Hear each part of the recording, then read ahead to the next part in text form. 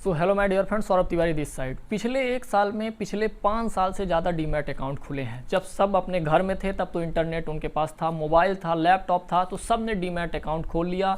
Online जो broker हैं उन्होंने बहुत सारी फ्री सर्विसेज दी। आज बहुत सारे डीमैट अकाउंट इंडिया में खुल चुके हैं। हर व्यक्ति अपने आप को इन्वेस्टर समझता है, हर व्यक्ति ये समझता है कि अरे हमें तो इसको स्टॉक मार्केट के बारे में पूरा ज्ञान है। जिसको देखो वही जाके कोई आर्टिकल पढ़ रहा है, कोई टिप्स मांग रहा है, कोई वीडियोस देख रहा है कि कौन सा शेयर खरीद ले, कौन सा शेयर बेच दें। यार मैं क्लियर बात बता दूं आपको, यहाँ पे एक चीज़ आपको फाइनल करनी चाहिए कि जो लोग ये कर रहे हैं ना कि हर दिन आपको वीडियो दे रहे हैं, आज ये बढ़ने वाला है, कल ये स्टॉक बढ़ने वाला है और कल ये स्टॉक बेच दो, ऐसे बहुत सारे वीडियो बन रहे हैं। यार कभी आपने ऐसा सोचा है यार कि ये लोग ऐसा क्यों कर रहे हैं?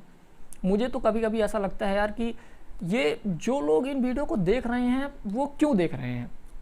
यदि आप एक स्पेक्यूलेटर हैं, अभी इन्वेस्टर और स्पेक्यूलेटर के बीच थोड़ा सा डिफरेंस समझ लो। स्पेक्यूलेटर वो होता है कि जो हर दिन बेचता है, खरीदता है और लास्ट में जब वो भला ही 20 साल का है, 30 साल का है, जब वो 60 साल का होता है तब उसे पता चलता है अरे उसके पास तो कुछ है ही नहीं, अभी वो खरीद बेच ही रहा। बहुत सारे लोग दिखाते हैं अरे 14 लाख एक दिन में प्रॉफिट हो गया, 15 लाख एक दिन में प्रॉफिट हो गया, हम तो 20 लाख कमा लिए, हम 1 लाख कमा लिए, हम 10,000 कमा लिए। और लोग उसी को देखने में लगे अरे 10,000 कैसे कमा लिया यार।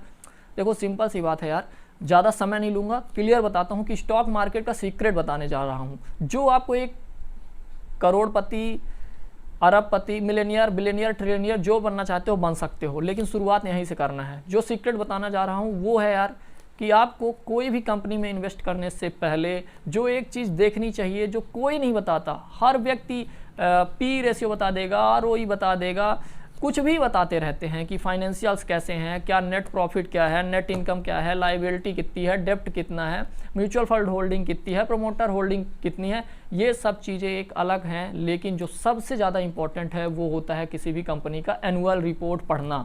तुम यार यदि किसी कंपनी का बिना एनुअल रिपोर्ट पढ़े, बिना देखे कि हम इसमें क्यों इन्वेस्ट कर रहे हैं, इन्वेस्ट कर रहे हो किसी का टिप्स लेके, तो तुम कभी इन्वेस्टर नहीं बन सकते हो। वॉरेन बफेट क्या कहते हैं कि हमने जितना पैसा बनाया है तो केवल और केवल उन्हीं कंपनी से बनाया है जिनके बारे में हम अच्छे से जानते थे। बहुत सारे लोग कुछ भी नहीं जानते किसी भी कंपनी के बारे में। वो रिलायंस इंडस्ट्री में यदि इन्वेस्ट कर रहे हैं तो उन्हें पता ही नहीं कि रिलायंस इंडस्ट्री में वो क्यों इन्वेस्ट कर रहे हैं। किसी ने बता दिया कि रिलायंस देश की सबसे बड़ी कंपनी है, इसमें इन्वेस्ट कर दो, तो बस इन्वेस्ट कर रहे हैं। हिंदुस्तान यूनिलीवर, HUL जैसे स्टॉक्स को लोग छोड़ देते हैं। उसमें प्रमोटर की होल्डिंग देखो कितनी शानदार, 75% से ज़्यादा हो नहीं सकती, शायद उसमें 73% या 71% की होल्डिंग्स है। रिलायंस इंडस्ट्री का जो ऑलरेडी ओवर वैल्यू हो चुका है, उस पर न जाने 30 लाख से ज़्यादा रिटेल इन्वेस्टर हैं यार। और जैसे बहुत ऐसे स्टॉक हैं जिस पे बहुत ज़्यादा रिटेल इन्वेस्टर हैं और वो उम्मीद कर रहे हैं कि इन फ्यूचर ये स्टॉक बहुत अच्छा रिटर्न देने वाला है। हो सकता है शुरुआत में वो अच्छा रिटर्न दे, लेकिन लोग बाग फाइनली 40 साल के लिए, 45 साल के लिए, 30 साल के लिए सोच के कोई भी पोर्टफोलियो नहीं बनाते हैं। तो आप कैसे इतने साल के लिए इन्वेस्टिंग यदि करना चाहते हैं, एक इन्वेस्टर बनना चाहते हैं, सिंपल सी बात है यार, तो एनुअल रिपोर्ट पढ़नी आनी चाहिए। जब एनुअल रिपोर्ट आप पढ़ते हैं तब आपको खुद अंदर से कंफर्म होना चाहिए। टाटा मोटर का शेयर 2020 में काफ़ी नीचे गया था, 130 हो गया था। बहुत सारे लोग बोलते थे यार ये कंपनी डूब जाएगी। यार थोड़ा सा अपना माइंड यूज करो। तुम्हें ये समझ में आना चाहिए कि टाटा मोटर्स आज जितने भी बड़े व्हीकल बन रहे हैं, जितने भी ट्रक होते हैं, बड़े गाड़ियाँ होती हैं, वो सब टाटा ने बनाए हैं। टाटा मोटर्स की जो कार है वो भी अच्छी है। तो फाइनली अभी जब सेल्स रुकी थी 2020 में तो कितना नीचे गया था, कोई खरीदना नहीं चाहता था, लेकिन तब एक अपॉर्चुनिटी थी आपके पास कि आप यहाँ से शुरुआत करें बाइंग की और एक अच्छी प्रॉफिट बना सकते थे। आज टाटा मोटर का शेयर 350 से भी ज़्यादा है। तो यही प्रॉब्लम है ना लोगों में, वो छोटे छोटे शेयर देखते हैं। यदि आप डेली शेयर देखते हो कि आज ये खरीद लूँ, 1 महीने बाद इसे बेच दूंगा, तो आप कभी भी बड़ा पैसा स्टॉक मार्केट से नहीं बना पाएंगे। क्लियर होना चाहिए आपको कि आप एक कंपनी में ही इन्वेस्ट करें, जब वो शेयर डिप में हो तब और इन्वेस्ट करें, उसको एवरेज करते जाएं और फाइनली लॉन्ग टर्म में 20 से 30 साल में, 40 साल की इन्वेस्टिंग में आप देखेंगे कि आप करोड़पति बन चुके हैं और आपने बहुत पैसा कमाया यार। ऐसे बहुत सारे शेयर हैं, इंफोसिस, विप्रो पे एक व्यक्ति ने 10,000 रुपये लगाए थे। हो सकता है वो विड्रॉ कर लेता, 20,000 हो गए, या विड्रॉ कर लो भाई 1 लाख हो गए, विड्रॉ कर लो। नहीं, ऐसा नहीं, आज वो 1500 करोड़ के हो गए शेयर उसके। तो ये पावर है यार कि स्टॉक मार्केट पे हर दिन ये शेयर खरीदूं, वो शेयर खरीदूं, इस पे वीडियो बिल्कुल भी मत देखो। एनुअल रिपोर्ट पढ़ना सबसे पहले शुरू करो। यदि तुमने एनुअल रिपोर्ट अच्छे से पढ़ना जान लिया ना, तो तुम्हें कुछ भी और देखने की ज़रूरत नहीं है। और इसी तरह जो बड़े बड़े इन्वेस्टर हैं, वॉरेन बफेट जैसे लोग स्मॉल कैप कंपनी में भी अपना पैसा इन्वेस्ट करते हैं। उन्होंने एप्पल में कब इन्वेस्ट किया था? जब शायद बहुत सारे लोग सोच रहे थे कि ये कहीं नहीं जाएगा, लेकिन तब एनुअल रिपोर्ट, वॉरेन बफेट कहते हैं यार कि उन्होंने एनुअल रिपोर्ट पढ़ के ही ज़्यादातर कंपनियों के बारे में समझा, और वो कंपनियां लार्ज कैप कंपनियां बन गई, मल्टी बैगर बन गई, वो बहुत ज़्यादा रिटर्न दे गई। और तभी हुआ जब वो अच्छे से उस कंपनी के बारे में जानते थे। तो आगे वीडियो में बताऊंगा यार कि कैसे एनुअल रिपोर्ट पढ़ सकते हो। लेकिन मेरी एक गुजारिश है कि हर दिन यदि देखते हो कि इसको खरीद लूँ, उसको बेच दूँ, इसको खरीद लूँ, बेच दूँ, ऐसा करना बंद करो। इन्वेस्टर बनो, स्पेक्यूलेटर नहीं। ज़्यादा पैसा कमाना है, करोड़पति बनना है, अरबपति बनना है, कुछ भी बनना है, तो इन्वेस्टर बनो। मैं भलाई एक व्यक्ति के पोर्टफोलियो में यार 25 स्टॉक बहुत ज़्यादा है। मेरा क्या है कि मैं कुछ स्टॉक्स में जिनमें इन्वेस्ट करना पसंद करता हूँ, मैं उनको डिप में और ख़रीदता जाता हूँ। मुझे ज़्यादा स्टॉक्स नहीं चाहिए। आपको ऐसा नहीं होना चाहिए कि आज मैंने ये 10,000 लगाया, कल 20,000 हो गया, या तो एक महीने में यदि वो 20,000 हो गया तो मैं बेच दूँ। नहीं, ये गलत बात है।